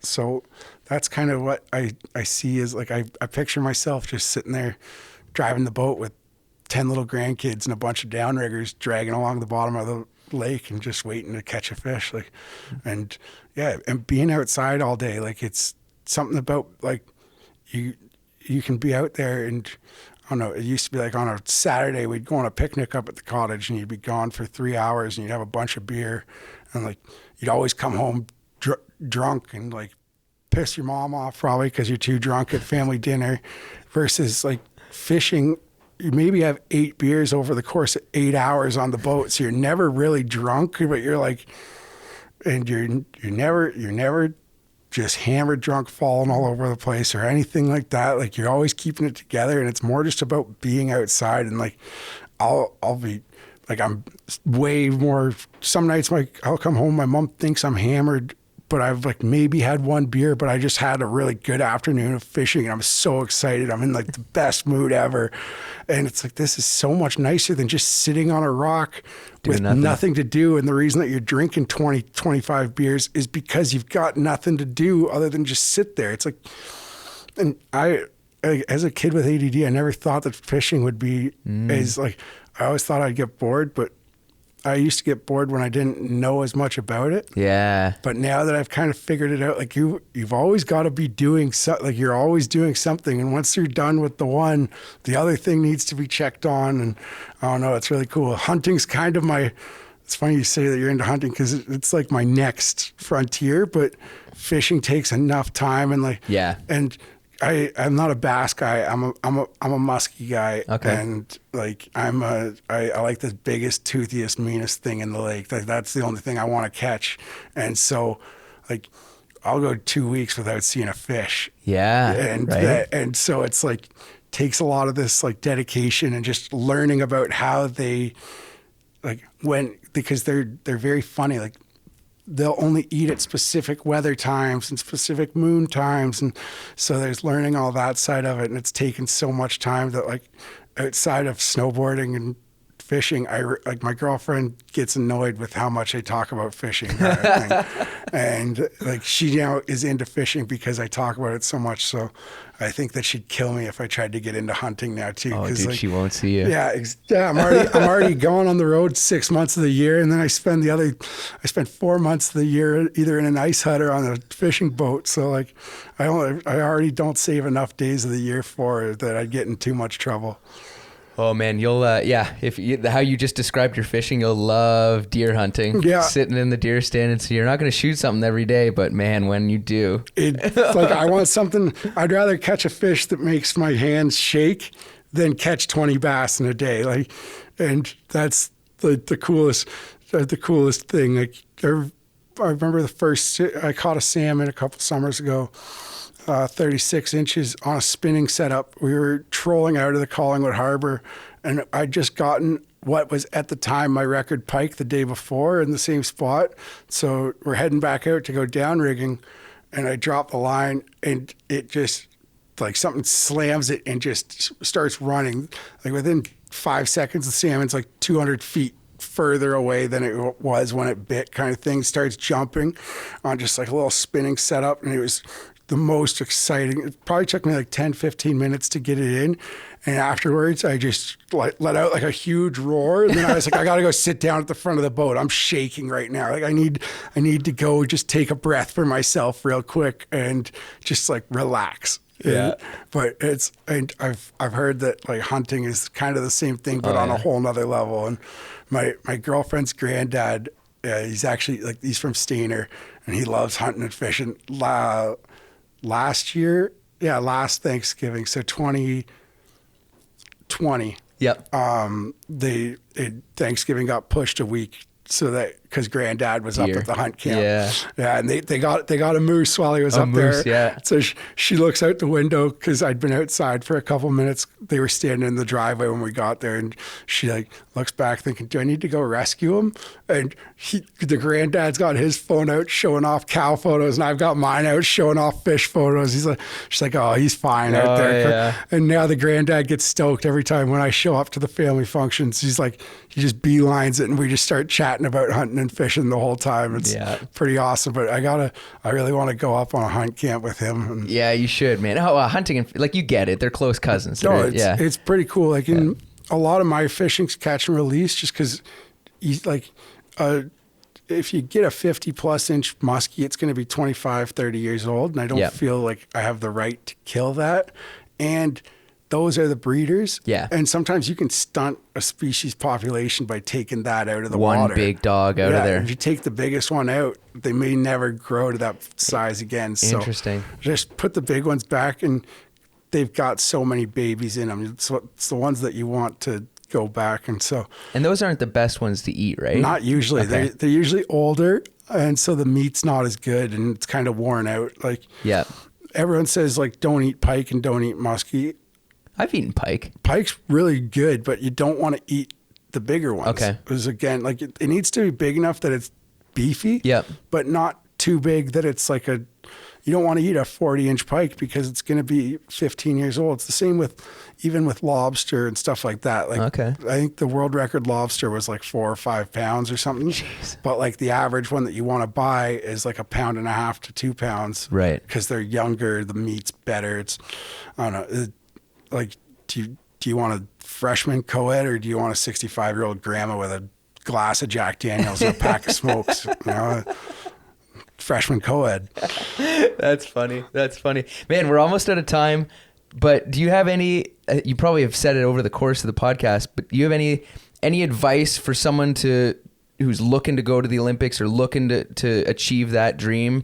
Or I guess even anyone who's just had a bad accident and is looking to come back. Like, I guess you're going to do a lot of that in the foundation. Yeah. I guess like it's like the classic, like, bet on yourself. You got to believe in yourself. And the one that I've always kind of lived by is the grass isn't greener. The grass isn't greenest on the other side. It's greenest where you water it. And so, if the only, people love to sit there, my neighbor's got a gorgeous yard. I love their lawn.